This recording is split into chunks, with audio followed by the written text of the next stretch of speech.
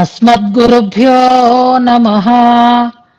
శ్రీరంగసింహగిరిదేశికపాదసేవా ప్రాప్తాఖిల ద్రవిడ వేద రహస్య జాతం శ్రీగౌతమాన్వయజమాశ్రితభాగధేయం గోపాలదేశికమహం శరణం ప్రపద్యే.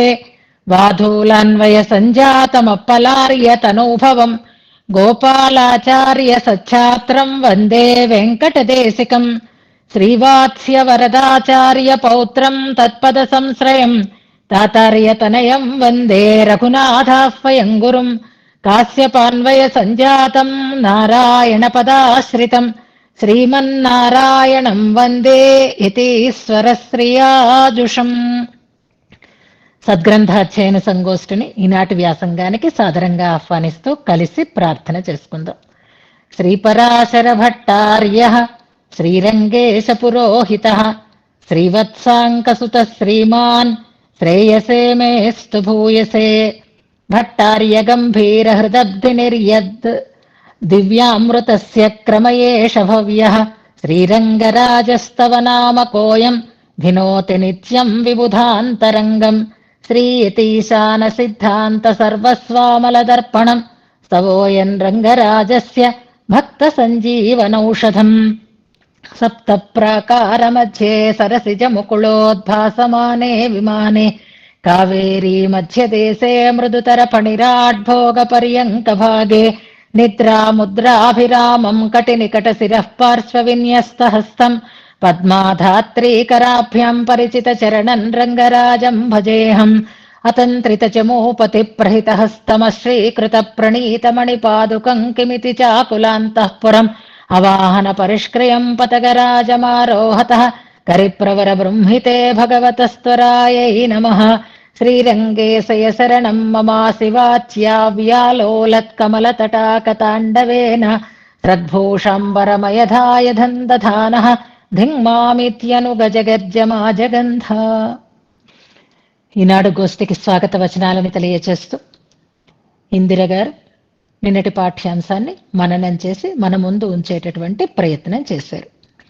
ఆమెని మధ్యలోనే ఆపేను అన్యథా భావించవద్దు. ఆమె ఉత్సాహానికి ఆమె శ్రద్ధకి ఎప్పుడూ అభినందనలు మంగళాశాసనాలు ఉంటాయి. ఆమె అనుసంధానం చేయడంలో స్పష్టత ఉంది.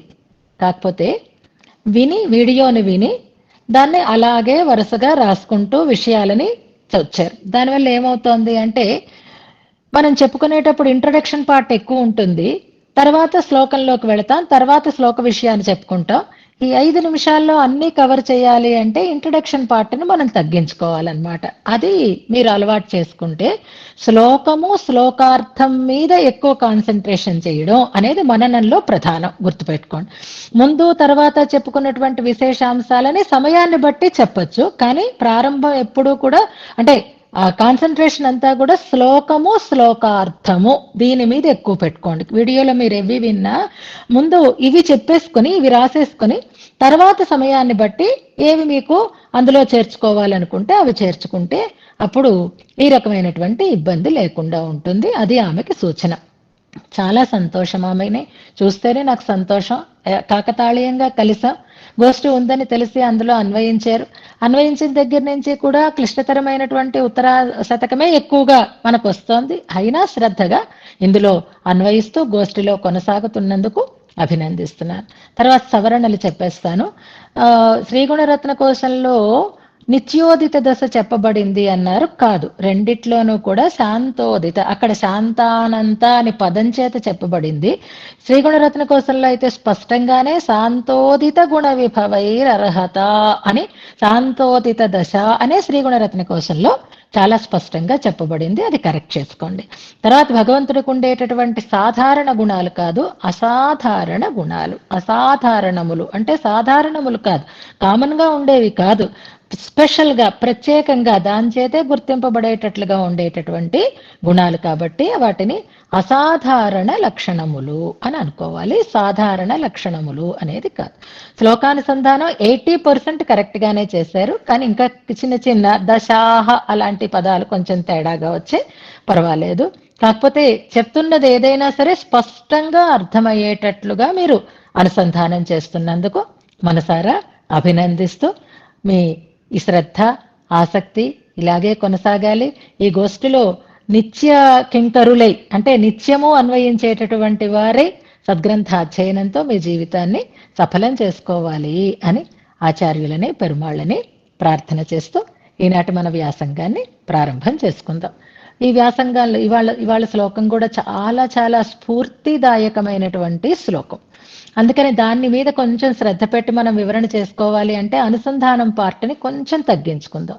అందుకే మొదటి శ్లోకము తర్వాత 35వ శ్లోకం దగ్గర నుంచి 3 శ్లోకాలు అనుసంధానం చేసేసుకుని మనం అర్థానుసంధానాన్ని ప్రారంభం చేసుకుందాం. చాలా చాలా మంచి స్ఫూర్తిని ఇచ్చేటటువంటి శ్లోకం. కరుణ లాంటి వాళ్ళకి ఇలాంటివి చాలా నచ్చుతాయి. తర్వాత ఎవరికైనా చెప్పాలన్నా సరే చాలా బాగుంటుంది. అంటే కేవలం భక్తితో మాత్రమే కాకుండా ఒక లౌకికమైనటువంటి స్పృహని కూడా కలిగించేటటువంటి ఒక అద్భుతమైనటువంటి శ్లోకం.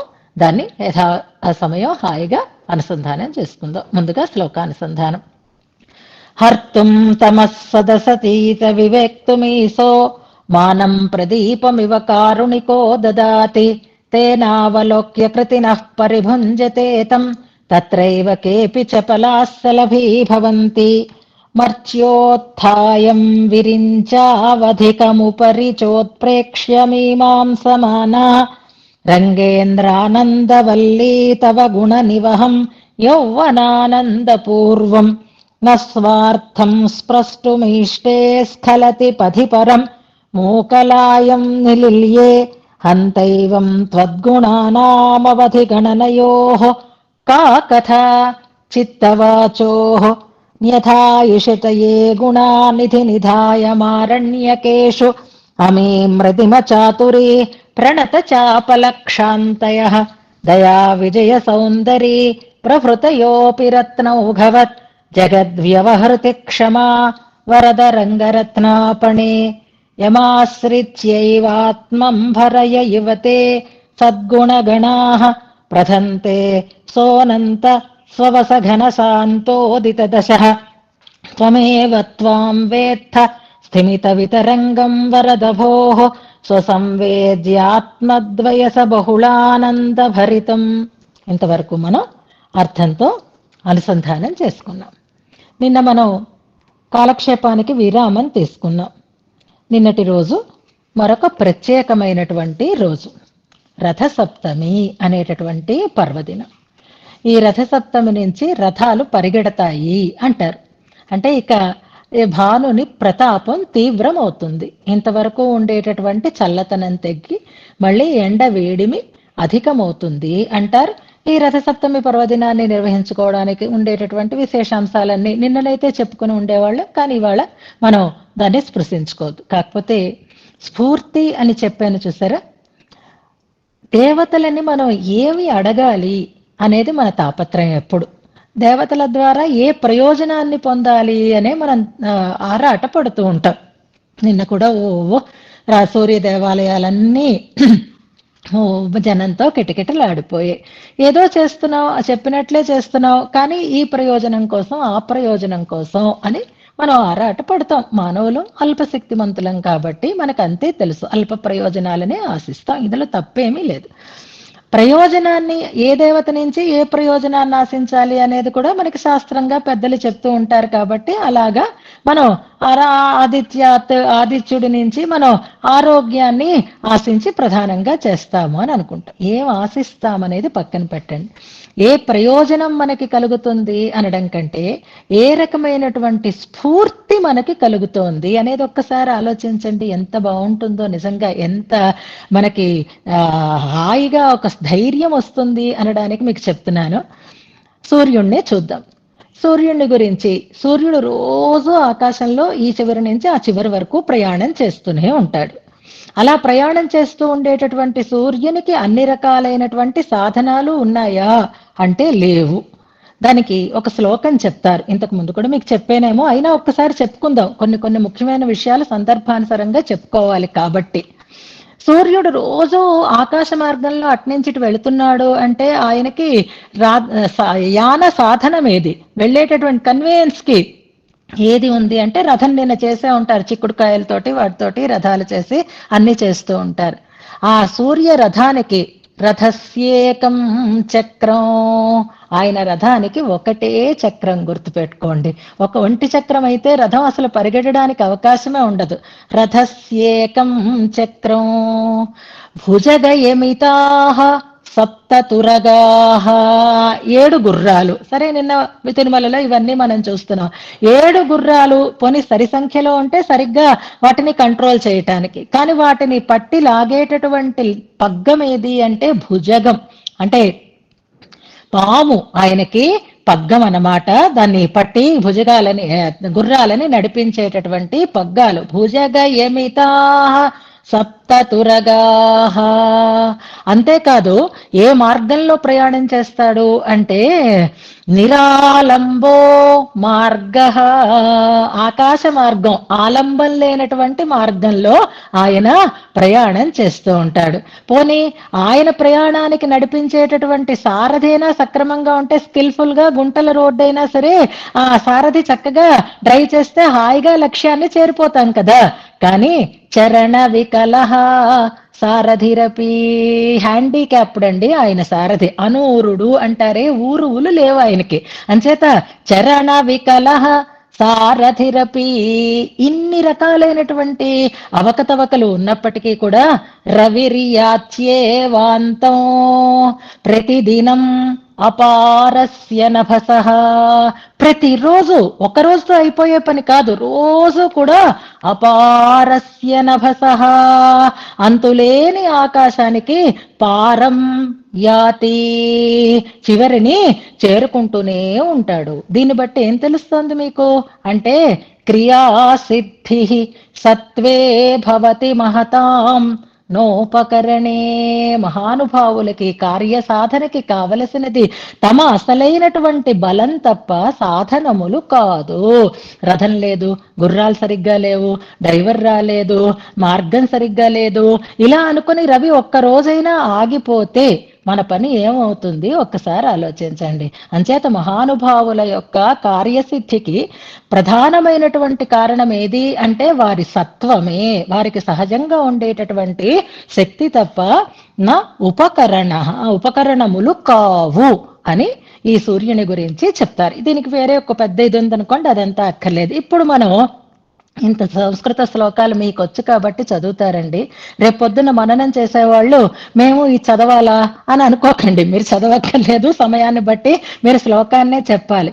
ఇంత కష్టమైనటువంటి దానిని మంచిగా ఇంకా ఇంకా సరళం చేసి ఇంకా ఇంకా సరళం చేయాలంటే మనకి నిన్నను ఒక మంచి ఇది నేను స్టేటస్ లో పెట్టుకున్నాను, కొంతమంది చూసుంటారేమో. ఆదిత్య గీతాలు అని ఉంటాయి అందులోను అదిగదిగో దినరాజు చూడు ఆ పాలకడలి తరగల మీద తరలి వస్తున్నాడు. అద్భుతంగా ఉంటుంది ఆ పాట, వినండి. సాహిత్యం అద్భుతంగా ఉంటుంది. ఒంటి చక్రపు రథము, చిన్న చిన్న తెలుగు మాటలలో రాశారనమాట ఇది. ఒంటి చక్రపు రథము, రథానికి ఒకటే చక్రము. అంటి అంటని పదము, అంటే అది ఆ ఆకాశం ఊనుకొని ఉందా ఊనుకోకుండా ఉందా, ఆకాశానికి తగులుతోందా తగలలేదా అన్నట్లుగా అంటి అంటని పదము. కుంటి సారథి తోడ, ఇప్పుడు చెప్పుకున్నామే సారథి అనూరుడు అని, చరణ వికలుడు అని. కుంటి సారథి తోడ మింటా పరుగిడునంట అడుగడుగో దినరాజు చూడు. ఎంత బాగుందో చూడండి. ఒంటి చక్రపు రథము, అంటి అంటని పథము, కుంటి సారథి తోడ మింటా పరుగిడునంట అదుగదుగో దినరాజు. అందుకే ఆయన దినరాజు అయినాడు. ఆయన సాక్షాత్ నారాయణుడు అని, ఆ సూర్యమండల అంతర్వర్తి అయి నారాయణుడు ఉంటాడు అని అంటారు. మరి ఇలాంటివి చూసిన తర్వాత మనకేమనిపించాలి అంటే, ఏదైనా సాధించాలి అని అనుకుంటే, లేదా మన నిత్యకృత్యం, మన ఒక స్థిరమైన క్రమబద్ధమైనటువంటి మన జీవితాన్ని మనం నిర్వహించుకోవాలి అంటే, ఊరికే డిప్రెస్ అయిపోయి లేదా ఊరికే ఇతరుల మీదకి మనం నేరాలు తోసి నేను ఇంకా మంచి మార్కులే తెచ్చుకుని ఉండేదాన్ని, మా లెక్చరర్ కనుక కరెక్ట్ గా నాకు క్లాసులు చెప్పుంటే అని స్టూడెంట్స్, మరొకరు పిల్లలు, ఇలా ప్రతి వాళ్ళు కూడా తప్పు తన మీద ఉంచుకోకుండా మరొక దాని మీదకి నెట్టేసి సంతృప్తి పడిపోతూ ఉంటే సాధన ఎలా కుదురుతుంది? అంచేత సూర్యదేవతని చూసి మనం ఏం స్ఫూర్తిని తెచ్చుకుందాం. నాకు ఇవేమీ లేకపోయినా నేను నా పనిని క్రమబద్ధంగా చేస్తాను, దినం తప్పకుండా చేస్తాను, నిత్యము చేస్తాను అని అనుకునేటటువంటి స్ఫూర్తి మనకి కలగాలి. సూర్యుడిని ఆరాధిస్తున్నాము అంటే అటువంటి స్ఫూర్తిని మనం పొందగలగాలి అని అనుకుందాం. ప్రతి పండగ రోజు ఇలాంటి స్ఫూర్తి కనుక మనకి కలిగితే, సూర్యుడు నాకు ఆరోగ్యం ఇచ్చాడా లేదా, ఇవాళ కంటే నిన్నటి కంటే ఇవాళ నాకు బీపీ తగ్గిందా పెరిగిందా, అంటే నిన్న పూజ చేసినా ఫలితం లేదన్నమాట, ఇలాంటి పిచ్చి పిచ్చి ఆలోచనలకి వెళ్ళవద్దు. ఆ సూర్యుడికి మీరు అర్ఘ్యం సమర్పిస్తూ, స్వామి నీలాగే మేము కూడా కార్యసాధనలో ఉపకరణాలను అపేక్షించకుండా స్వశక్తితో లక్ష్య సాధన చేసేటట్లుగా మమ్మల్ని అనుగ్రహించవయ్యా అని మనం ప్రార్థన చేసుకోవాలన్నమాట. నిన్న కలవలేదు కాబట్టి ఆ ప్రార్థన నిన్నటి బదులుగా ఇవాళ మనం చేసుకుంటూ ఇక మన వ్యాసంగంలోకి వద్దాం. ఈ వ్యాసంగంలో కూడా నిన్న మనం చెప్పుకున్నటువంటి శ్లోకంలో భగవంతుని యొక్క ప్రకారాలు వర్ణింపబడుతున్నాయి అని అనుకుంటున్నాం. భగవంతుని యొక్క గుణాలని చెప్పి, అందులో ఆనంద గుణము యొక్క పూర్తిని చెప్పి, ఈ శ్లోకంలో కూడా ఆనంద గుణ వైభవమే చెప్పబడింది అని కూడా మనం అనుకునేటట్లుగా ఈ శ్లోకాన్ని ప్రారంభం చేశారు అని అనుకున్నాం అన్నమాట.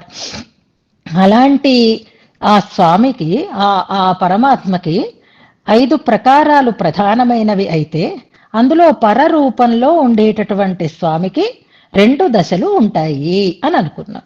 అవి నిత్యోదిత దశ, శాంతోదిత దశ అని చెప్పుకున్నాం. నిత్యోదిత దశ, శాంతోదిత దశ అని అనుకుంటున్నాం. కానీ ఇదే అని అనుకోవద్దు. ఆ 2 దశలు కూడా, ఒకటి భగవంతుడు స్వస్వరూప వైభవ అనుభవ దశ అని ఒకటి, రెండవది ఆత్మస్వ విభూతి అనుభవ దశ అని మనం చెప్పుకున్నాం. ఇక్కడ స్వస్వరూపానుభవ దశని భట్టర్ వారు శాంతోదిత దశ అని పేర్కొంటున్నారు అని అనుకున్నాం. భగవంతుణ్ణి ఆశ్రయించి గుణాలకి పరిపూర్తి కలిగింది తప్ప గుణముల వల్ల పరమాత్మకి పరిపూర్తి కలగలేదు అంటూ ప్రారంభం చేశారు. అలాంటి జ్ఞానాది గుణపూర్ణుడైనటువంటి పరమాత్మ తన అనుభవాన్ని, తన మహిమని తానే, తన స్వరూపాన్ని తానే అనుభవిస్తూ ఉంటాడు. ఆ అనుభవ దశలో ఆయన ఎలా ఉంటాడు అంటే నిస్తరంగా సముద్రంలా ఉంటాడు అని చెప్పబడింది అని అనుకున్నాం. సముద్రానికి కెరటాలు ముందే ఉంటాయి, కానీ సముద్ర మధ్యంలోకి వెళితే అది కదలిక లేకుండా కెరటరహితంగా ఉంటుంది, తరంగరహితంగా ఉంటుంది. అలాంటి తరంగరహితమైనటువంటి స్థితిలో పరమాత్మ ఉంటాడు అని నిన్నటి శ్లోకంలో మనం అనుసంధానం చేసుకున్నాం. మహిమానుభవ, స్వరూపానుభవము, విభూతి అనుభవము అనేటటువంటి 2 దశలు ఉంటాయి.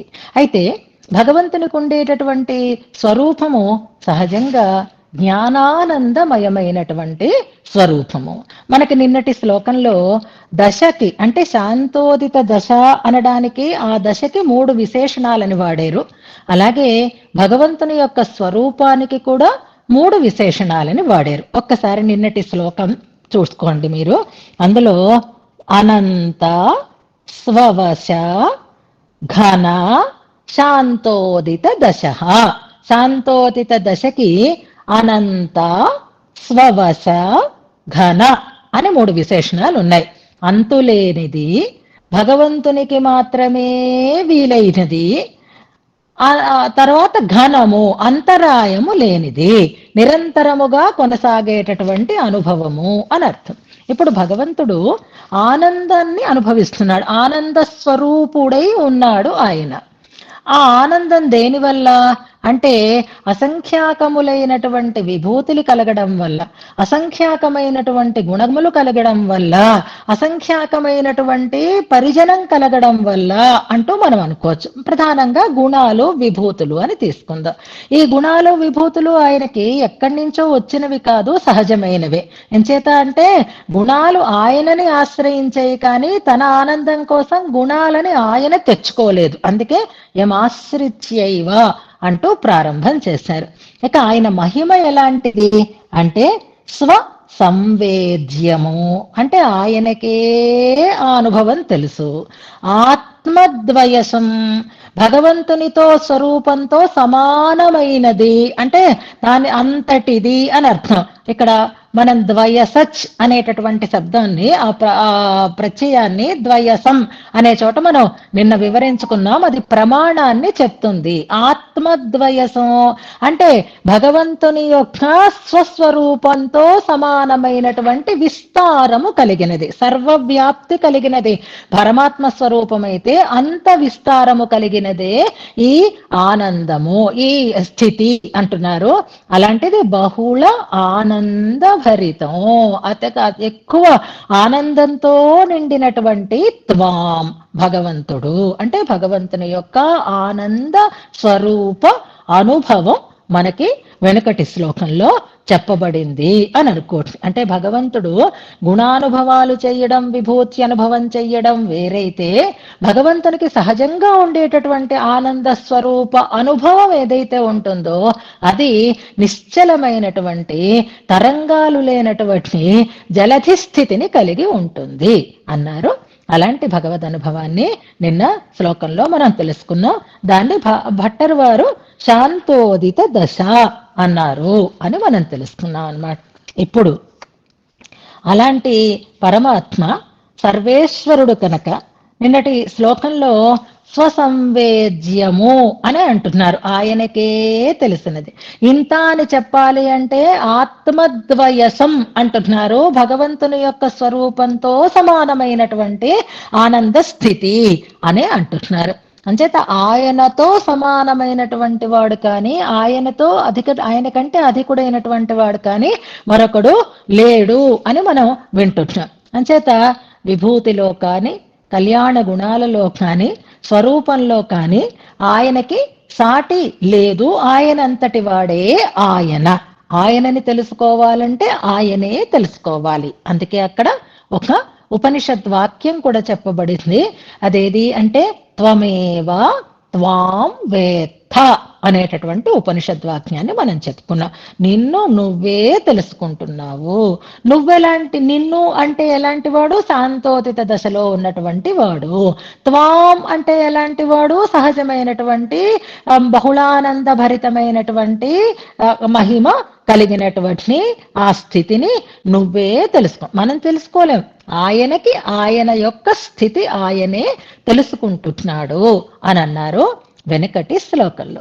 ఇక ఈ శ్లోకంలో ఎవరికైనా సరే అంతో ఇంతో అతిశయం కలిగిందనుకోండి, ఆ అతిశయంతో ఆ వ్యక్తి ఉద్ధతిని పొందుతాడు.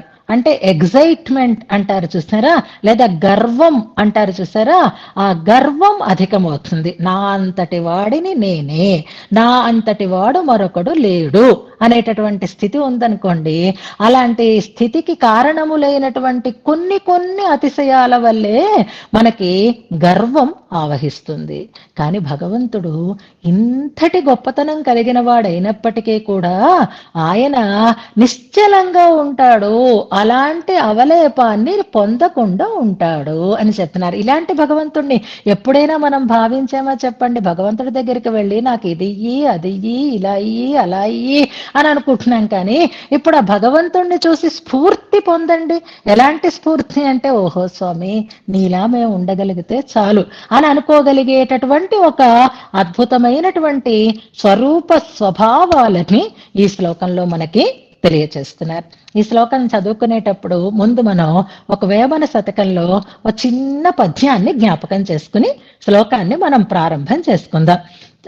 అంతేకాదు, మీరందరూ ఈ మధ్య ఆరాయిరప్పడి పుస్తకం ఒకటి, తిరువాయుమొഴി ఆరాయిరప్పడి టిపి రాఘవాచార్య స్వామి వారు అందించినటువంటి గ్రంథం మీ అందరి దగ్గర, చాలా మంది దగ్గర ఉండే ఉంటుంది. ఆరాయిరప్పడి మూలము శ్లోకము తాత్పర్యము ఏదో ఆ గ్రంథం, తిరువాయుమొഴి గ్రంథం అందుబాటులో కనుక ఉంటే దగ్గర పెట్టుకోండి. ఇవాళ మనం అందులో ఒక పాసురంలో ఆరాయిరప్పడి వ్యాఖ్యానంలో ఉండేటటువంటి ఒక లైన్ మనం ఇప్పుడు తీసుకోబోతున్నాం అన్నమాట. వీలుగా ఉన్నవాళ్లే, లేని వాళ్ళైతే ఇబ్బంది పడకండి. ఆ ఆరాయిరప్పడి గ్రంథం మీకు అందుబాటులో కనుక ఉంటే దగ్గర పెట్టి ఉంచుకోండి. ఇంకా వేమన శతకంలోకి వెళుతున్నాం. ఎక్కడ శ్రీరంగరాజస్తము ఉత్తర శతకం, ఎక్కడ వేమన శతకం చెప్పండి. కానీ దానికి మనకి చక్కటి కనెక్షన్ కుదురుతుంది. సులభంగా విషయం మనకి అర్థమైపోతుంది అనమాట. కంచు మోగినట్లు కనకంబు మ్రోగున విశ్వదాభిరామ వినురవేమ. గుర్తొచ్చిందా? అందరం చిన్నప్పుడు చదువుకున్నాం కదా. దీనికి మొదలు గుర్తొచ్చిందా? కంచు మోగినట్లు కనకంబం రోగున అంటే అందరికీ నవ్వులు వస్తున్నాయి, అవునవునని గుర్తొస్తుంది. మరి దీని మొదలు కూడా అలాగే గుర్తు రావాలి కదా. అల్పుడెప్పుడు పల్కొన ఆడంబరముగాను సజ్జనుండు పల్కు చల్లగాను కంచు మ్రోగినట్లు కనకంబు మ్రోగున విశ్వదాభిరామ వినురవేమ. ఇది పద్యం కదా. అంతేకాదు మరొక నానుడి కూడా మనకు వ్యవహారంలో ఉంది, నిండు కుండ తొణకదు అని. కుండలో నీళ్లు తక్కువ ఉంటేనే తొణికి నీళ్లు కింద పడతాయి, కానీ కుండ నిండుగా నీళ్లు ఉంటే ఎప్పుడూ తొణకదు, అది నిశ్చలంగా నిండుగా ఎప్పుడూ అలాగే ఉంటుంది అని కూడా మనం వింటూ ఉంటాం.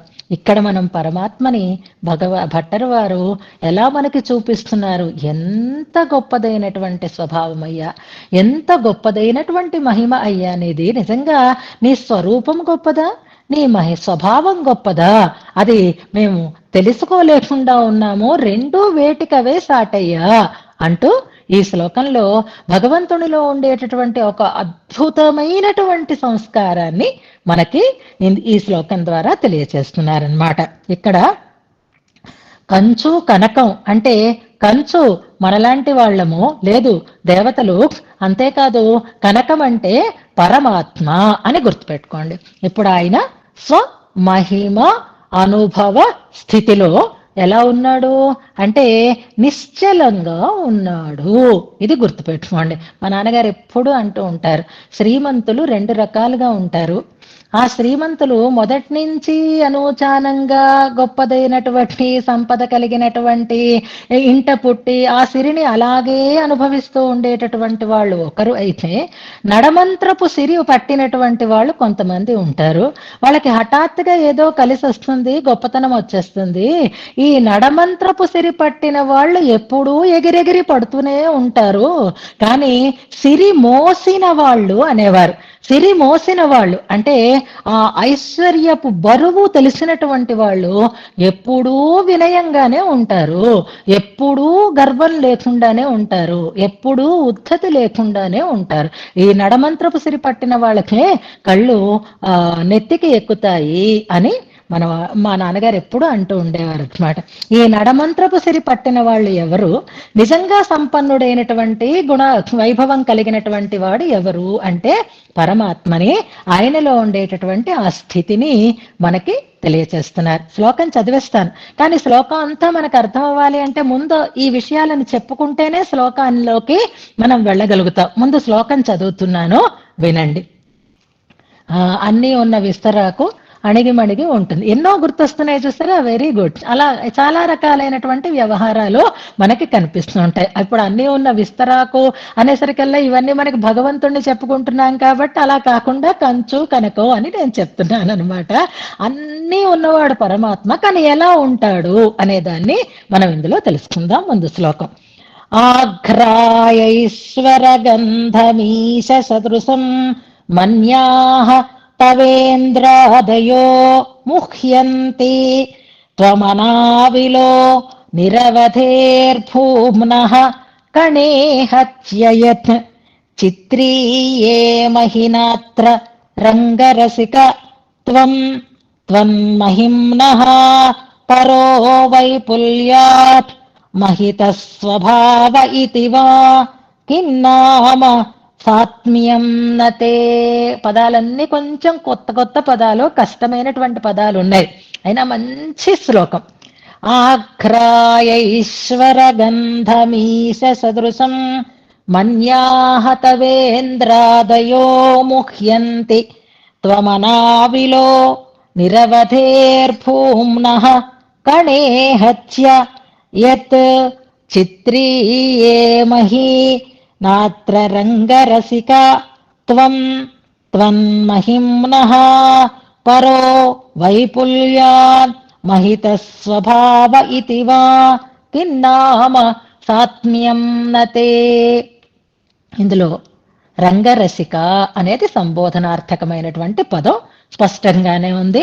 రంగమునందు, శ్రీరంగమునందు ఇష్టము కలిగినటువంటి వాడు, శ్రీరంగము ప్రియముగా కలిగినటువంటి వాడు, శ్రీరంగమునందు ఆనందమును పొందుతూ ఉన్నవాడు అనేటటువంటి అర్థం రంగరసిక అంటే.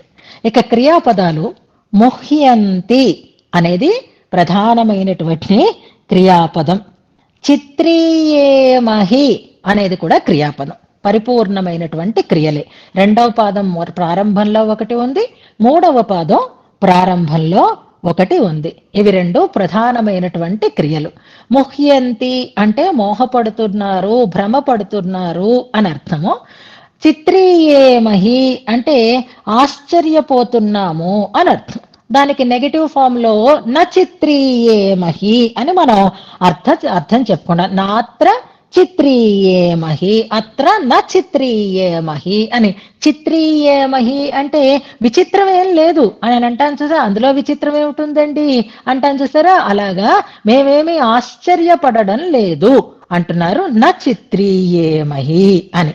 మరొకటి ముహ్యంతి అనేవి. ఇవి రెండు కూడా క్రియాపదాలు. ఇక మరొక క్రియాపదం మొదటి పాదంలోనే ప్రారంభమైంది, ఆఘ్రాయ అని అర్థం. ఆఘ్రాయ అనేది ఆఘ్రాణించి అనేటటువంటి అర్థాన్ని ఇస్తుంది. ఇది అవాంతర క్రియ అనేటటువంటి భావంతో తీసుకున్నాం. అనావిలహ అనే ఉంది శ్లోకంలో, అసి అనేది లేదు కదా. అనావిలహ అంటే అనావిలహ అసి అని మనం అర్థం చెప్పుకుంటాం. ఇక్కడ స్పష్టంగా శ్లోకంలో ఉన్నటువంటి క్రియలనే మనం క్రియాపదాలనే చెప్పుకుంటున్నాం కాబట్టి తాత్పర్యార్థం అనావిలహ అసి అని అయినప్పటికీ కూడా ఇక్కడ మనం అనావిలహ అన్నదే పదం ఉంది కాబట్టి అక్కడ క్రియాపదంలో దాన్ని చేర్చుకోకూడదు. ఇక ఆఘ్రాయ అనేది అవాంతర క్రియ, ముహ్యంతి, చిత్రీయేమహి అనేవి ప్రధానమైనటువంటి క్రియలు అని అనుకుందాం. ఇందులో ముందుగా భావం చెప్పేస్తాను నేను, చివరిలో ప్రతిపదార్థం చెప్పుకుందాం మనం. స్వామి, లేశమాత్రం, గంధం అంటే లేశము అని అర్థం అన్నమాట. ఈశ్వర గంధం లేశం కలిగి ఉంటే చాలు, మిగిలిన వాళ్ళందరూ కూడా అంటే అంతో ఇంతో వాళ్ళకి పవర్ ఉంటే చాలు, అంతో ఇంతో ఏదో ఒక అతిశయం, మేం కూడా పరిపాలకులమే అనేటటువంటి ఒక అతిశయం ఉంటే చాలు, ఇంద్రాదయ ముహ్యంతి, ఇంద్రాదులందరూ కూడా మా అంతటి వాళ్ళు లేరు అని ముహ్యంతి భ్రమపడుతూ ఉంటారు, గర్విస్తూ ఉంటారు. కానీ సాక్షాత్తుగా సర్వేశ్వరుడమైనటువంటి నువ్వు అంటే నీ అత్యధికమైనటువంటి మహిమ కలిగినటువంటి నువ్వు ఆ మహిమని అంటే ఆ ఈశ్వరత్వం అనేటటువంటి దానిని కణే హత్య, ఇదొక పెద్ద మంచి ప్రయోగం. సరే, సంస్కృత ప్రయోగం తర్వాత చెప్పుకుందాం. దాన్ని అనాదరించి నువ్వు ఏమి దాని పట్ల ఆదరం లేకుండా, ఏ రకమైనటువంటి గర్వము లేకుండా అనావిలహ గర్వరహితుడవై అసి ఉన్నావు. ఏంటి నీలో ఉన్నాడు అని మాకైతే ఏమీ ఆశ్చర్యం కలగటం లేదు. ఎంచేత అంటే స్వామి, నీ మహిమ నీ స్వభావంతో కంటే గొప్పదా? నీ స్వభావము నీ మహిమ కంటే గొప్పదా? మాకు అర్థం కావటం లేదు. అంటే నీ స్వభావం ప్రకారంగా ఎంత గొప్పతనమున్నా, ఎంత గొప్ప స్వరూపం కలిగినా గర్వించకుండా ఉండేటటువంటి స్వభావము నీది అని అనుకోవాలి. లేదా ఎంత గర్వించే స్వభావమైనా నువ్వు సహజంగా నీకుండేటటువంటి మహిమ ద్వారా ఆ గర్వము నీ స్వభావము గొప్పదే, నీ స్వరూపము గొప్పదే. కాబట్టి ఎందులో ఏదైనా ఒదిగిపోతుందయ్యా స్వామి అంటున్నారు. ఇందులో ప్రతిపదార్థం నేను తర్వాత చెప్తాను. ముందు వివరణ చేసుకున్న తర్వాత ప్రతిపదార్థం ఈజీగా మనకి తెలుసుకునేటటువంటి అవకాశం ఉంటుంది అన్నమాట. ఇప్పుడు ఏదైనా సరే మనకి వంట పట్టడం అని ఒక మాట వింటూ ఉంటాం. జాగ్రత్తగా వినండి. మనం దాన్ని అరిగించుకోవడానికి తగినంత ఉంటేనే అది మనకి వంట పట్టి సారం మనకి కలుగుతుంది. ఆహారమే తీసుకోండి. ఆహారంలో మనం ఆహారం తీసుకున్నాము, కావలసిన దానికంటే అధికంగా ఆహారం లోపలికి వెళ్ళింది అనుకోండి, అప్పుడు అదేమవుతుంది మనకి అంటే అజీర్ణం చేస్తుంది, అరగదు మనకి. అప్పుడు అజీర్ణం వల్ల ఏమవుతుంది? ఆహారం వల్ల మనకి కావలసినటువంటి శక్తి రావడం సరికాదు కదా, ఉన్న శక్తి కూడా పోతుంది. అవునా కాదా? ఇదొక్కటి ఉదాహరణ తీసుకుంటే మనకు ఉన్నది ఎంత, మనం గర్విస్తున్నది దేనికి అనేటటువంటి భావన మనకి కలుగుతుంది. సాత్మ్యం అనేటటువంటి పదాన్ని అందుకే వాడుతున్నారు ఇందులో. ఏదైనా మన శక్తికి మించినది అయితే, ఇప్పుడు ఎక్సర్సైజులు చేస్తూ ఉంటారు, యోగాలు చేస్తూ ఉంటారు, వాకింగ్లు చేస్తూ ఉంటారు, రకరకాలైనటువంటి ఎక్సర్సైజులు చేస్తూ ఉంటారు. అదే వెర్రిగా వేలంపరిగా చేస్తే ఏమవుతుంది అనేది మనకు తెలుసు. డైటింగ్ చేస్తూ ఉంటారు, అది కూడా వేలం వెర్రిగా చేస్తే ఏమవుతుంది అనేది మనకి తెలుసు కదా. ఇవన్నీ ఆహారం ఒక్కటే కాదు, ఇవన్నీ కూడా గుర్తుపెట్టుకోండి. ఎప్పుడైనా ఏదైనా మన శక్తికి మించినది అయితే అది మనకి సారంగా పరిణమించదు, దాన్ని మనం అరిగించుకోలేము. ఎప్పుడైనా మన శక్తికి మించిన దాన్ని మనం కనుక స్వీకరిస్తే దానివల్ల మనలో వ్యతిరేకమైనటువంటి ఫలితం కలుగుతుంది. ఉన్నదంతా కూడా పోతుంది, ఉన్న శక్తి అంతా కూడా పోతుంది. ఇది మనకి అనుభవంలో ప్రతి వారికి తెలిసినటువంటి విషయమే. ఇప్పుడు ఈశ్వర గంధం అనేటటువంటి మాట తీసుకోండి. ఆఘ్రాయ ఈశ్వర గంధం. ఇవాళ ప్రపంచం ఎలా ఉంది, దేశం ఎలా ఉంది, సమాజం ఎలా ఉంది, కుటుంబం ఎలా ఉంది, ఒకసారి వివేచన చేసుకుందాం. మనం చదువుకుంటున్నామంటే ఈ చదువు వల్ల మనలో కలగాల్సినటువంటి ఆలోచన విధానంలో సంస్కారం కూడా మనకి కలగాలి. ఇవాళ ప్రపంచంలో ఎక్కడైనా శాంతి ఉందా చెప్పండి? ఏ దేశం ఏ దేశాన్ని ఎలా ఆక్రమిస్తుంది, ఎప్పుడు ఆక్రమిస్తుంది, ఎవరు తనది పైచేయిగా ప్రకటించుకుంటాడు, దానివల్ల జనాలకి ఎలాంటి ఇబ్బంది కలుగుతుంది అనేది ప్రపంచాల్లో జరుగుతూ ఉండేటటువంటి యుద్ధాలు ఇవాళ చూస్తున్నాం. ఇవాళ మన ఎదురుగా మనం చూస్తున్నాం. ఇలాంటి దానికి కారణం ఎవరవుతున్నారు అంటే ఆయా దేశాలని నడిపిస్తూ ఉండేటటువంటి నాయకులు అవుతున్నారు.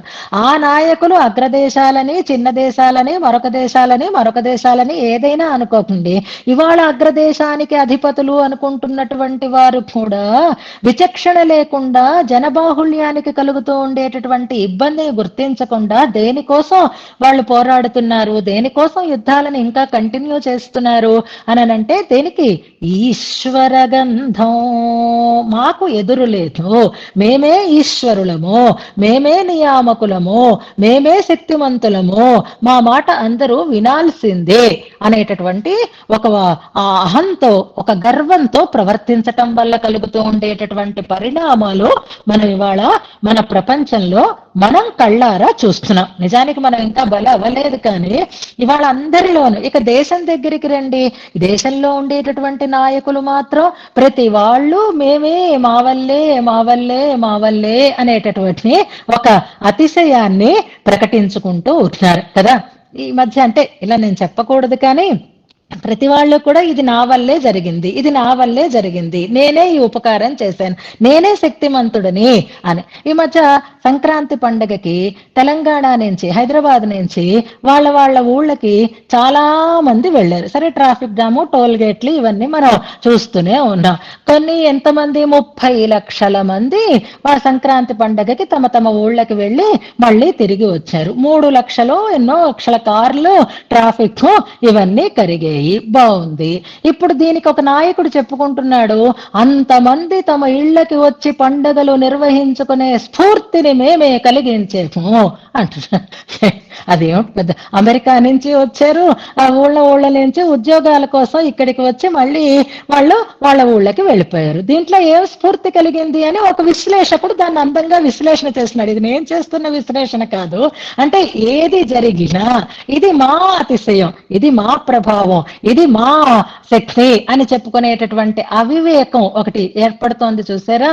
పండగలకు వెళ్ళారు, వచ్చారు. పోనీ వెళ్ళి అందరూ సిటీస్ నుంచి ఊళ్ళకి వెళ్ళి అక్కడే నిశ్చలంగా ఉండి అక్కడే వాళ్ళ బ్రతుకు తెరువుని కల్పించి ఊరికి మేలు చేశారు అంటే ఇంత స్ఫూర్తిని మేము కలిగించేము అని ఏదో భుజాలు సరుచుకోవడానికి తగినటువంటి అవకాశం ఉంది.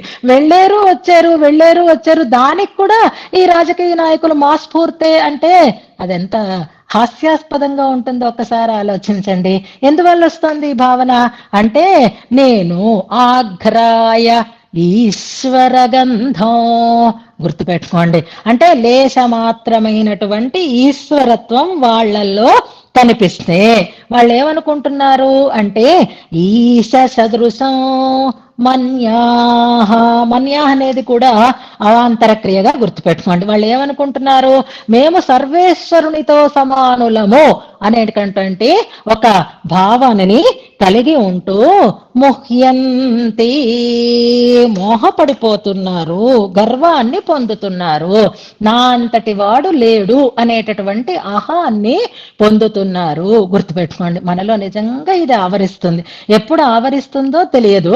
ఇది ఈ ఈశ్వర గంధం అనేది బ్రహ్మరుద్రాదులలో ఎలా వచ్చింది, ఆ మోహపడడం అంటే ఏమిటి అనే దానికి మనకి భారత భాగవత రామాయణాలలో ఎన్నో రకాలైనటువంటి ప్రమాణాలు కనిపిస్తూనే ఉంటాయి.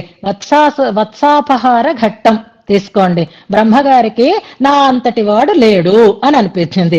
ఆఖ్రాయ ఈశ్వర గంధం, బ్రహ్మగా నియమించాడు. ఆ బ్రహ్మ పదవి రావాలి అంటే ఆయన యుగకోటి సహస్రాలు విష్ణువుని ఆరాధిస్తే అప్పుడు ఆ బ్రహ్మ పదవి ఆయనకి వస్తుంది. శతముఖుడు ఇంద్రుడికైనా అంతే, రుద్రుడికైనా అంతే. కానీ వాళ్ళకి ఆ మాత్రం వచ్చేసరికల్లా అరగడం లేదు వాళ్ళకి. అందుకే అది గర్వంగా అయిపోతుంది అనమాట. వారి మహిమ తక్కువ, వారి స్వరూపము వారి స్వభావము అల్పములు. వాటికి మించినటువంటిని వారు పొందేసరికి ఏమవుతోంది, అది ఇమడడం లేదు, ఇమడ్చుకోలేకపోతున్నారు వాళ్ళు. అలాగే మనం కూడా గర్వాన్ని ప్రకటించామనుకోండి, మనం అహాన్ని ప్రకటించామనుకోండి, మనకు అజీర్ణం చేసిందని అనమాట. అంటే మనకి ఇచ్చినటువంటి మంచి మనకి తగినది కాదు, ఆ మంచిని పొందడానికి తగినటువంటి శక్తివంతులం మనం కాదు అని అర్థం. మనం కాక అరిగించుకోలేక ముహ్యంతి, మోహపడిపోతున్నాం. లేకపోతే ఆ ఇంద్రుడికి అంత పొగరేమిటండి, గోవర్ధనోద్ధరణం చేయాల్సినటువంటి అవసరం ఎందుకు వచ్చింది? స్వామి తనకి ఇచ్చినటువంటి పదవిని ఆయన కాదనుకుని స్వామి మీదకే ఎదురు తిరిగినటువంటి సన్నివేశాలు బ్రహ్మ కానీ ఇంద్రుడు కానీ రుద్రుడు కానీ. ఎందుకు దీనివల్ల అంటే ఈశ్వర గంధం అంటున్నారే, అంతో ఇంతో లేశమాత్రంగా ఉండేటటువంటి పదవి గర్వం వల్ల ఆ ఇంద్రత్వం కానీ ఆ బ్రహ్మత్వం కానీ ఆఘ్రాయ, ఆఘ్రాణించి ఏమనుకుంటున్నారు వాళ్ళు, మనంతటి వాళ్ళం లేము అని అనుకుంటున్నారు వాళ్ళు. కానీ త్వం నువ్వు ఇక నీలో లేనంత గొప్పతనం ఇంకెక్కడా ఉండదు.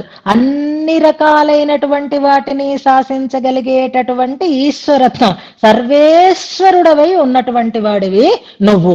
కానీ ఆ సర్వేశ్వరత్వం కలిగినటువంటి నువ్వు నిరవధే భూమ్నః, అవధి లేనటువంటి అతిశయాన్ని కూడా కణే హత్యా.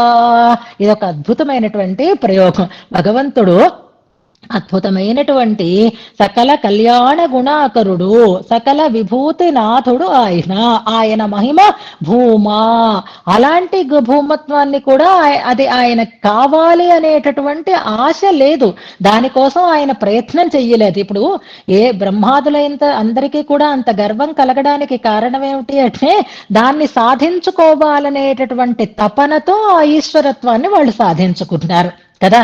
నేను కష్టపడి సంపాదించానండి, కష్టపడి తెచ్చుకున్నానండి అని మనమే గొప్పలు చెప్పుకుంటాం చూసారా. అలాగా వాళ్ళు సాధించుకోవడం కోసం దాన్ని ఆశించి దానికోసం ప్రయత్నం చేసి సంపాదించుకున్నటువంటి మహిమ అది. కానీ అలాంటి ఈశ్వరత్వం కోసం, అలాంటి ఇంద్రాదుల కోసం పరమాత్మ ఎప్పుడూ ప్రయత్నించాల్సినటువంటి అవసరమే లేదు. వాటిని కణే హత్య, పూర్తిగా అనాదరించి. అంటే అనాదరించటం అంటే మళ్ళీ ఇక్కడ 3 రకాలైనటువంటి అర్థాలు వస్తాయి, గుర్తుపెట్టుకోండి. ఇప్పుడు ఏమండి, మీకు ప్రైమ్ మినిస్టర్ గా మీకు పోస్ట్ ఇస్తాను చేస్తారా అని ఎవరైనా అడిగారు అనుకోండి, అడిగితే మనం అందుకు కాదంటాము, అమ్మో అలాంటి అవకాశం దొరకడమే కష్టం, అలాంటి అవకాశం దొరకడమే కష్టం అని కొన్నిటికి మనం ప్రైమ్ మినిస్టర్ అని ఊరికే అన్నాను సుమండి, ఇదేం వివాదగ్రస్తం కాకూడదు, ఒక పదవి అని అనుకోండి. అది మనకి మన శక్తికి అందనిది కాబట్టి అందుకునేటటువంటి అవకాశం వస్తే దాన్ని మనం పొందాలి అనేటటువంటి ప్రయత్నమే చేస్తూ ఉంటాం. అలా కాకుండా దాని గురించినటువంటి అనుభవం పరిపూర్ణంగా మనకు ఉందనుకోండి, అప్పుడు ఇంకా అది కావాలి అనేటటువంటి స్థితి మనకి ఉండదు. పరిపూర్ణమైనటువంటి అనుభవం పొందినప్పుడు ఆ విషయంలో మనకి ఆనందం ఉండదు. అందుకే ఏది ఇచ్చినా తృప్తి కలగదు, అన్నం పెడితే మాత్రం తృప్తి కలుగుతుంది, చాలు అంటారు అని అన్నదానం గురించి మన వాళ్ళు చెప్తూ ఉంటారు చూసారా. అలాగా అభిలాష అతిశయాన్ని పొందకుండా అనర్థం. అంటే ఇంకా కావాలి ఇంకా కావాలి అనేటటువంటి ఒక ఆరాటం లేకుండా. పాలు తాగేమనుకోండి, ఆ పిల్లలకి పాలు పడతారు, పాలు పడితే కడుపు నిండిపోతుంది, కడుపు నిండిపోతే ఆ పిల్లడు ఇంకా మరి పాలని తాగకుండా ఉంటాడు. ఇప్పుడు ఆయనకి పాల పట్ల ఆదరణ లేదు. ఎందుకు ఆదరణ లేదు అనంటే, ఆ ఆదరణ లేకపోవడానికి కారణం కడుపు నిండుగా ఉండుట అంతే తప్ప అది మనకి దొరకని దాని పట్ల కూడా మనం ఆదరం పెట్టుకోము. అందని ద్రాక్ష పుల్లనిది అని అంటాను చూసారా.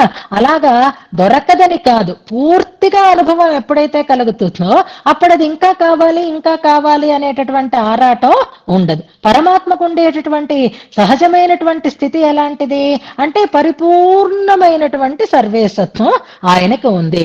అంచేత అలాంటి మహిమ గురించి ఆయనకి ఇంకా పొందాలనేటటువంటి అతిశయం ఆశ ఉండేటటువంటి అవకాశం లేదు కనుక భూమ్నః కణే హత్యా యత్, అలా నువ్వు ఆ మహిమని ఏమాత్రము ఆదరంతో కోరకుండా ఉంటావు, అనాదరిస్తావు అనే విషయం ఏదైతే ఉందో, అంటే తన మహిమని చూసుకుని నేను ఇంత గొప్పవాణ్ణి, నాకు ఇంకా కావాలి, ఇలాంటి మహిమని నేను నిలుపుకోవాలి, అలాంటి మాటలు అలాంటి ఆవిలము అలాంటి కాలుష్యము ఆయనలో కలగకుండా ఉంది అని అంటే అర్థం ఏమిటి? పరిపూర్ణత ఆయనలో ఉంది అని అర్థం అన్నమాట. అంటే ఇప్పుడు ఆయన ఎలా ఉన్నాడు? నిండు కుండలాగా ఉన్నాడు. దేంట్లో? మహిమని కలిగి ఉండటంలో. అంత గొప్ప మహిమాన్వితుడు అయినా సరే నా అంతటి వాడు లేడు అనేటటువంటి గర్వం ఆయనలో కలగడం లేదు. అనావిలహ అసి, ఎంత బాగా చెప్తున్నారో చూడండి. భగవంతుడిలో ఉండేటటువంటి మహిమకి సాటి అయినటువంటి మహిమ మరెవరిలోనూ లేదు. అలాంటి మహత్వ పూర్తి కలిగినటువంటి వాడు పరమాత్మ. అంత గొప్ప మహిమ కలిగిన వాడైనప్పటికీ కూడా నా అంతటి వాడు లేడు అనేటటువంటి గర్వం కానీ కలుష్యం కానీ ఆయనలో ఇది వరకంటే మనతో మాట్లాడేది కానీ ఇప్పుడు మాట్లాడడం లేదండి, అబ్బో బాగా తలకెక్కింది అని అనుకుంటూ ఉంటాం చూసారా కొంతమందిలాగా. మరి పరమాత్మకి తలకి ఎందుకు ఎక్కలేదు? పరమాత్మ ఎందుకు అలా ఉండటం లేదు? పరమాత్మ ఎందుకు మనని పట్టించుకోకుండా ఉంటే మనం కాదనడానికి మనం ఎవరం కనుక? అలాంటి సర్వేశ్వరుడైనటువంటి పరమాత్మ మన విషయంలో ఎలా ఉంటున్నాడు మొన్న చెప్పుకున్నామే. అంగుష్ట మాత్ర పురుష అనేటటువంటి వాటిని చెప్పుకుంటే ఆయనలో గర్వం కలగడం లేదు. ఎందుకు కలగడం లేదు అంటే నచిత్రీయే మహి, ఈ విషయంలో మేమేమీ ఆశ్చర్యపోవటం లేదు అంటున్నారు భట్టర్ వారు. ఎంచేత అంటే నీ స్వభావం అదయ్యా. నిజమండి, కొంతమంది ఎంత సాత్వికంగా ఉంటారో. మన రఘునాథాచార్య స్వామి వారు లాంటి మహానుభావులని ఒక్కసారి తలుచుకోండి, పెద్దలందరినీ ఒక్కసారి తలుచుకోండి. ఎంత లోతైనటువంటి మహిమ కలిగి ఎంత గొప్ప పాండిత్యం కలిగి కూడా ఏమీ తెలియని వారిలాగా ఎలా ఉన్నారు? అంతవరకు ఎందుకు? మొన్న ఈ పిల్లలందరూ చూశారు తిరుపుల్లాని స్వామి వారిని, ఎలా ఉన్నారు ఆయన. చూస్తే ఆయన ఏమైనా అంత పండితులు అన్నట్లుగా అనిపిస్తోందా? ఆయన పాండిత్య ప్రకర్ష చేసుకునేటటువంటి విధానాలు ఏమైనా ఆయనలో ఉన్నాయా? ఆర్భాటం ఉందా? ఉద్ధతి ఉందా? అతిశయం ఉందా? ఏమీ లేనటువంటి ఒక నిండు కుండలా లేరా అలాంటి మహానుభావులు? వీరే ఇలా ఉంటే భగవంతుడి నుంచి వారికి ఏం కలుగుతోంది, ఏం స్ఫూర్తి కలుగుతోంది అంటే అంత మహామహిమాన్వితుడైనటువంటి ఆ పరమాత్మ అంత మహిమ కలిగి ఉండి కూడా నాకు ఇంద్ర పదవి, ఇంద్రుడి లాంటి బ్రహ్మ లాంటి ఇలాంటి మహిమలు కావాలి అనని వాటిని సాధించుకోవాలి అనేటటువంటి ఒక కాలుష్యం లేకుండా అనుద్ధతుడై ఉంటాడు. అంటే ఎంత అంటే పండిన చెట్టు వంగి ఉంటుంది అంటారు చూసారా, అలాగా వంగి ఉండేటటువంటి వాడు. అంటే తనకి ఆ మహిమ వల్ల తనలో ఏ రకమైనటువంటి సహజ స్వభావానికి మార్పు లేకుండా ఉండేటటువంటి వాడు. ఎంచేతన అంటే త్వం యత్ అత్ర, ఈ విషయంలో త్వం నువ్వు, త్వం మహిమ్నః పరో వైపుల్యాత్, నీ మహిమ తాలూకు వైపుల్యం అంటే అత్యధికమైనటువంటి మహిమ నీ స్వభావం కంటే గొప్పదా, లేదా మహిత స్వభావ ఇతి వైపుల్యాత్ మహిత స్వభావ, అదంతేనండి, అది నా స్వభావం అండి అని అనుకోండి. లేదా అదంతేనండి ఆయన మహిమండి అని ఆయన స్వరూపము ఆయన స్వభావము రెండు ఒకదానికి ఒకటి పొసిగేటట్లుగానే ఉంటాయి, ఒకదానిలో ఒకటి పొందేటట్లుగా ఉంటాయి, ఇమిడిపోయేటట్లుగా ఉంటాయి. చక్కగా అండి మహిమకి తగినటువంటి స్వభావము, స్వభావానికి తగినటువంటి మహిమ అని చెప్పుకునేటట్లుగా ఉంటుంది. కాబట్టి స్వామి ఈ విషయంలో మాకు ఏమీ ఆశ్చర్యం లేదు. వైపుల్యాత్ విస్తృతి అన్నమాట. అంటే ఎంత గొప్పతనం ఉంటే అంత ఒదిగి ఉండడం, మౌనంగానే ఎదగమని అని ఒక పాట ఉంది చూసారా, అంత మౌనం ఏర్పడుతుంది, అనుద్ధతి కలుగుతుంది, కాలుష్యం ఉండదు, ఆ గర్వం ఉండదు. అలా గర్వం లేకుండా ఉండేటటువంటి స్థితిని కలిగి ఉంటాడు ఆయన అని చెప్తున్నారండి. కానీ ఇదంతా ఎవరి గురించి చెప్తున్నారు అంటే పరవాసుదేవుని గురించి చెప్తున్నారు. చూసారా ఎవరైనా పరవాసుదేవుణ్ణి? చూడలేదు కదా. మరి ఆయన అలా ఉంటాడు అని ఇలాంటి పెద్దలు చెప్పిన మాటని మనం విశ్వసించటానికి తగినటువంటి ఒక ఉదాహరణ అయితే మనకి కావాలి కదా. భట్టరు వారికి రంగనాథుడి పట్ల, భట్టరు వారికి రామచంద్రుడి పట్ల ఎంత ప్రేమ ఉంది అనడానికి, ఆ స్వామి యొక్క స్వభావాన్ని స్వరూపాన్ని ఎంత చక్కగా అర్థం చేసుకున్నారు అనడానికి ఇదొక మంచి శ్లోకం అన్నమాట. ఇక్కడ ఇప్పుడు మనం ఉదాహరణని చూసుకుందాం. ఎలాగా అనంటే దానికే మీకు తిరువాయుమొഴി దగ్గర పెట్టుకోమని చెప్పాను, ఆరాయిరప్పడిని.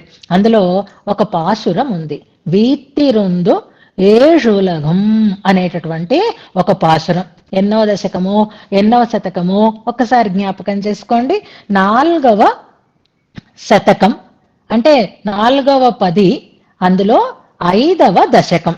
వీత్తిరుందు ఏషులగం తనిక్కోల్ సెల్ల వీవిల్ సీర్ ఆత్తల్ మిక్కాళుం అమ్మానే వెమ్మా పిళందాన్ తన్రై అనేటటువంటి పాసురం అన్నమాట. అందులో పరమాత్మ పరమపదంలో వేంచేసి ఉంటాడు. వేంచేసి ఉంటాడు అనంటే ఆ వేంచేసి ఉండడం ఎలాగా? తన అతిశయమంతా తెలిసేటట్లుగా, తన విభూతి నాయకత్వం అంతా తెలిసేటట్లుగా వేంచేసి ఉంటాడు. అలా గొప్పతనం కలిగినటువంటి వాడు ఎలా ఉంటాడు? ఆయన ఎవరైనా దరిచేరడానికి వీలుగా ఉంటాడా? అంత గొప్పవాడు కదండి. మరి ఆయన ఎవరినీ లెక్క చేయకుండా ఉంటాడేమో, ఎవ్వరూ ఆయన దగ్గరికి లేకుండా ఉంటాడేమో, ఎవ్వరూ ఆయన దగ్గరికి చేరనివ్వకుండా ఉంటాడేమో. ఒక మహా చక్రవర్తి ఎక్కడి నుంచో, ఇదిగో ఇప్పుడు అగ్రదేశ నాయకులందరూ కూడా మా అంతటి వాళ్ళు లేరనుకుని ఏ క్షణానికి ఏది తోస్తే దాన్నే ఆర్డర్ చేసి అందరినీ గడబిడ పెడుతున్నట్లుగా దహ పచ అంటూ వీడిని కొట్టు, వాడిని తన్ను, వాడికి ఇది, వీడికి తీసుకో, అది లాక్కో, ఇది లాక్కో అంటూ అక్కడి నుంచే ఆయన లోక పరిపాలనం చేసేవాడై ఉంటాడా? లేక క్షమతో వినయంతో అందరినీ దగ్గరించి అందరినీ పరిపాలించేటటువంటి ఓరిమి కలిగినటువంటి ఉద్ధతి లేనటువంటి స్వభావాన్ని కలిగి ఉంటాడా? అంటే ఆత్తల్మిక్క ఆళం అంటారు. అంటే వినయంతో క్షమతో ఆయన ఈ లోకాన్ని పరిపాలించేటటువంటి వాడు అని అంటారనమాట. ఇక్కడ ఆ వ్యాఖ్యానం చదవండి. తర్వాత అక్కడ ఆరాయిరప్పటి వ్యాఖ్యానంలో ఒక మాట ఉంటుంది, అది మీరు చూసుకుంటారని చెప్తున్నాను. నేను ఎక్కడో రాశాను, ఇప్పుడు ఈ కాగితం కూడా కనపడడం లేదు. ఎలాంటి వాడు అంటే దానికి ఆయన క్షమ అది ఆత్తల్ అనేటటువంటి పదానికి బలము అని ఒక అర్థం ఉంది, అలాగే క్షమ అనే ఒక అర్థం ఉంది. క్షమ అంటే వినయము అని కూడా, వినయంతో అని అర్థం అనమాట. మిగిలిన ఏవిని పట్టించుకోకుండా వాళ్ళతో కలిసి అని అర్థం. భట్టరు వారి నిర్వాహంలో అక్కడ వినయము క్షమ అనేటటువంటి అర్థాన్ని చెప్తూ అక్కడ ఒక ఎగ్జాంపుల్ ని చెప్తారు. ఎలాంటి ఎగ్జాంపుల్ అని అంటే, రామచంద్ర స్వామి రాజ్యాన్ని పరిపాలించాడు. కానీ వాల్మీకి భగవానుడు దాన్ని ఏమని చెప్తారు అంటే, రామో రాజ్యముపాసిత్వ బ్రహ్మలోకం గమిష్యతి అన్నమాట గుర్తుపెట్టుకోండి. సంక్షేప రామాయణం మీకు అందరికీ వచ్చు కాబట్టి అందులో ఆయన చెప్పిన మాట ఏమిటి? దశవర్ష సహస్రాణి దశవర్ష శతాని చ రామో రాజ్యముపాసిత్వా బ్రహ్మలోకం గమిష్యతి. ఉపాసన అంటే ఎంత వినయంగా, ఎంత పద్ధతిగా, ఎంత ఒద్దికగా చేసేటటువంటి పనో మనకి తెలుసు. రామచంద్రస్వామి రాజ్యాన్ని పరిపాలించాడు అని కాకుండా ఉపాసిత్వ అన్నారు. అంటే ఆ రాజ్యపాలనలో, అంటే ఆ ప్రజా సంరక్షణలో రామచంద్రస్వామి చూపించినటువంటి అనౌద్ధత్యం అంటే వినయం, క్షమ, ఇది మనకి స్పష్టంగా తెలుస్తుంది. ఎందుకు రాముడిలో ఉద్ధతి కలగలేదు అని ఒక్క క్షణం ఆలోచించండి కదా. దశరథుడు ఇచ్చినటువంటి రాజ్యం ఇస్తానన్నాడు, పొమ్మన్నాడు, అడవులకు వెళ్ళాడు, నానా పాటలు పడ్డాడు, మళ్ళీ తిరిగి వచ్చాడు, రాజ్యానికి పట్టాభిషిక్తుడు అయినాడు. నిజానికి అలాంటి స్థితిలో అమ్మయ్య ఇన్నాళ్ళకి మళ్ళీ నా స్థానం నాకు వచ్చింది అని గర్వించేటటువంటి స్థితి ఉండాలి కదా. నా అంతటి వాడు లేడు అనేటటువంటి ఒక భావన కలిగి ఉండాలి కదా. కానీ రాముడిలో ఉద్ధతి ఎందుకు కలగలేదు? రాజ్యాన్ని ఉపాసన చేసినట్లుగా ఎందుకు చెప్తున్నారు అనంటే, భగవంతుడికి సహజంగా ఉండేటటువంటి ఆ ఐశ్వర్యంలో ఈ రాజ్యం పెద్ద విషయం కాదు. మనకి ఒక రూపాయి దొరికిందనుకోండి, ఓ మనం గెంతులు వేసి పరుగులు పెట్టి నాకు రూపాయి దొరికింది, నాకు రూపాయి దొరికిందని పాటలు పాడుకుంటామా? ఎందుకంటే మనం కోటీశ్వరుడైనటువంటి వాడికి ఒక రూపాయి దొరికితే గర్వం ఎందుకు కలుగుతుంది? సహజంగా మహిమ కలిగినటువంటి పరమాత్మకి, సహజంగా వైభవం కలిగినటువంటి పరమాత్మకి ఈ రాజ్యం కలగడం అనేది ఉద్ధతికి హేతువు కాలేదు. రామచంద్రస్వామి ఎంత ప్రేమతో, ఎంత సహజమైనటువంటి వినయంతో, క్షమతో రాజ్యాన్ని పరిపాలన చేశాడో, అలాగే పరమాత్మ కూడా ఈ ఉభయ విభూతులని పరిపాలన చేస్తూ ఉంటాడు. ఆత్తల్మిక్క ఆళం, ఆ వినయంతో జనానికిలో మమైకమైపోవడం అనేటటువంటి స్థితికి ఎన్నో ఎన్నో ఎన్నో గుణాలు. ఆయన మనం పరాభవిస్తే పరాభవాన్ని కూడా పొందుతాడు మన కోసం, ప్రజా సంరక్షణం కోసం. ఆయన స్వభావం ఎలాంటిదిట అంటే ఒక్కసారి జ్ఞాపకం చేసుకోండి, ఎన్నిసార్లు ఆయన మన కోసం తనని తాను తగ్గించుకుని ఇక్కడికి వచ్చి మన కోసం ఆయన మనతో కలిసి ఉన్నాడు అనే సన్నివేశాలని తలుచుకుంటే ఎందుకు శమంతకమణిని తీసుకొని రావడం కోసం బయలుదేరాడు ఆయన. అసలు తీసుకురావలసినటువంటి స్థితి ఎందుకు వచ్చింది? ఎంత పరాభవాన్ని అనుభవించాడండి ఆయన. ఇలాంటివన్నీ మనం తలుచుకోండి ఒక్కసారి. ఏదో ఎవరి కోసం? ఆయన ఆ మణిని దొంగిలించాడు అని ఒక ఆరోపణ, నీలాపనిందని వేశారు. పాపం అంతటి పరాభవాన్ని పొంది కూడా అది నిరూపణ చేసుకోవడం కోసం వెళ్ళి దాన్ని తెచ్చి సత్యభామని వివాహం చేసుకున్నటువంటి పరమాత్మ ఆయనే చెప్పుకుంటాడు, నేను దాస్యం చేస్తాను నా వాళ్ళ కోసం, నాకేం పర్వాలేదు. నేను అరకొరగా తింటాను, నాకేం పర్వాలేదు. నాకన్నటువంటి భోగాలను విడిచిపెట్టి అర్థభోగాలనే పొందుతూ ఉంటాను నేను. ఎవరి కోసం? ఈ జనాన్ని పాలించటం కోసం. ఇలాంటి సన్నివేశాలు ఎన్ని తీసుకుంటే ఈ ఇంద్రాది దేవతలందరూ కూడా స్వామికే ఎదురు తిరిగి స్వామి కంటే తాము గొప్పవాళ్ళమని ప్రయత్నం చేసినప్పుడు కూడా వాళ్ళకి తగిన రీతిలో వాళ్ళని సంరక్షిస్తూ సంస్కరిస్తూ ఉండేటటువంటి ఆ స్వామి ఆత్తల్మిక్క ఆళం, ఓరిమితో వినయంతో పాలించేటటువంటి వాడు అయి ఉంటాడు. భట్టర్ వారి ఈ ఉత్తర శతకం ఉభయ వేదాంతాలని సమన్వయం చేస్తోంది అనడానికి రామాయణంలో రామచంద్రుడు ఎలాగైతే జన సంరక్షణ చేశాడో, ఉద్ధతి లేకుండా ఉన్నాడో, అలాగే పరమాత్మ సాక్షాత్తుగా పరాత్పరుడైనటువంటి వాడు ఆయన క్షమతో, ఓరిమితో, వినయంతో, ప్రేమతో మనతో కలిసి మన సంరక్షణ చేసేవాడు ఉంటాడు. కాబట్టి నా చిత్రీయేమహి, ఈ విషయంలో మాకేమీ ఆశ్చర్యం లేదయ్యా, నీ స్వభావం అలాంటిది, నీ స్వరూపము అలాంటిది అంటున్నారు. నీ స్వరూపంలో నీ స్వభావం కలిసిపోతుంది, నీ స్వభావంలో నీ స్వరూపము కలిసిపోతుంది. స్వరూప స్వభావాలు అని అంటారు చూసారా, స్వరూపము అతిశయించినటువంటి స్వరూపమే, స్వభావము అతిశయించినటువంటి స్వభావమే. అందుకే స్వామి మాకు ఈ విషయంలో ఆశ్చర్యం లేదు అంటున్నారు ఈ శ్లోకంలో. అంటే చూడండి, భగవంతుణ్ణి మనం ఎలా తెలుసుకోవాలి, భగవంతుని ద్వారా మనం ఎటువంటి స్ఫూర్తిని పొందాలి. ఎదిగిన కొద్దీ ఒదిగి ఉండేటటువంటి స్వభావాన్ని అలవాటు చేసుకోవాలి.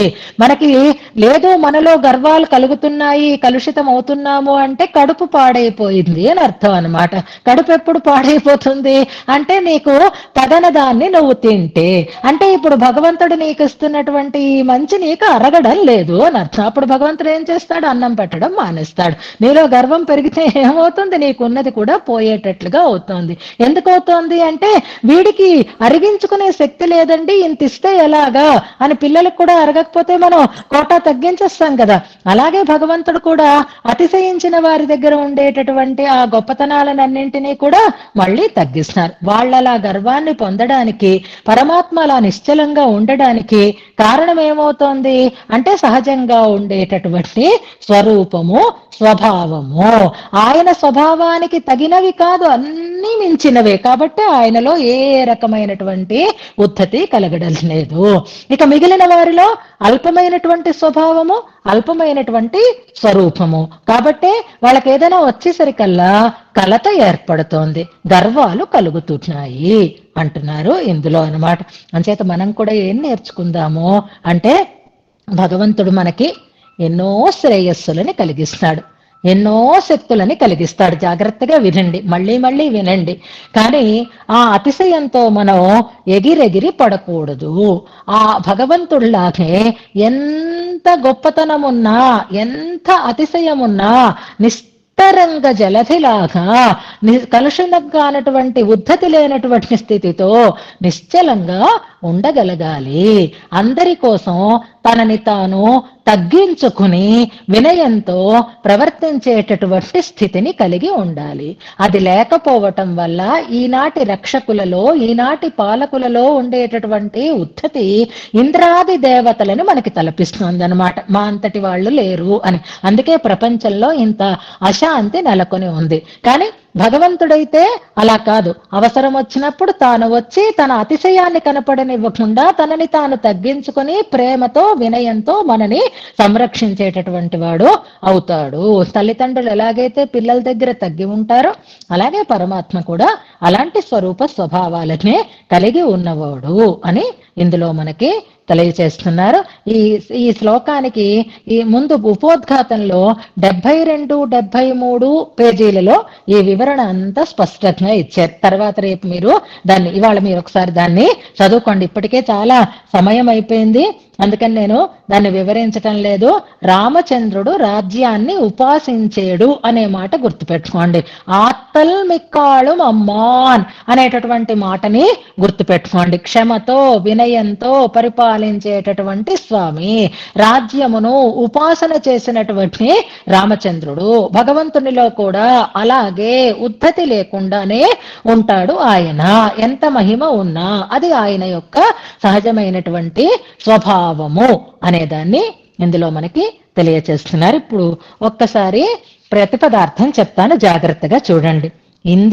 హే రంగరసిక అనేది సంబోధనా పదం.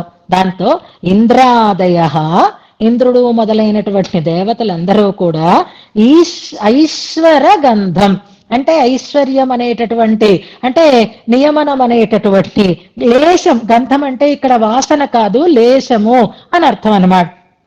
ఈశ అగ్రాయ, ఆఘ్రాణించి అంటే అంతో ఇంతో ఐశ్వర్యాన్ని పొంది, ఈశ సదృశం తాము సర్వేశ్వరునితో సమానులము అని మన్యాహ భావిస్తున్న వారై ముహ్యంతి గర్వంతో భ్రమపడుతున్నారు, మోహాన్ని పొందుతున్నారు.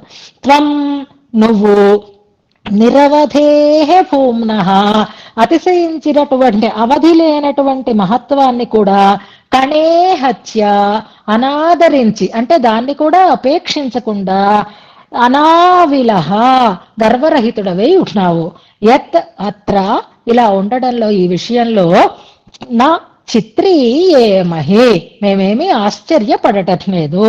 ఎంచేత అంటే త్వం నువ్వు వైపుల్యాత్ అంటే వైశాల్యంలో, అతిశయంలో, త్వన్మహిమ్న పరః నీ మహిమ కంటే గొప్పదా, లేదా మహిత స్వభావ ఇథివ, నీ స్వభావము మహిత గొప్పదా, దేంట్లో వైపుల్యాత్, వైపుల్యంలో అంటే నీ స్వభావము పెద్ద గొప్పదా, నీ స్వరూపము గొప్పదా అననంటే రెండిటికి తగి ఉండేవి కనుక కిన్నామ సాత్మ్యం నతే, ఏది నా సాధ్యం, ఏది దేనికి పొసగి ఉండదు కనుక అంటున్నారు. నీ మహిమకి తగినది నీ స్వభావం, నీ స్వభావానికి తగినది నీ మహిమ అంటూ భగవంతునిలో ఉండేటటువంటి ఒక విలక్షణమైనటువంటి తత్వాన్ని మనకి తెలియచేస్తున్నారు. ఇది స్ఫూర్తిగా మనం తీసుకోవాలన్నమాట.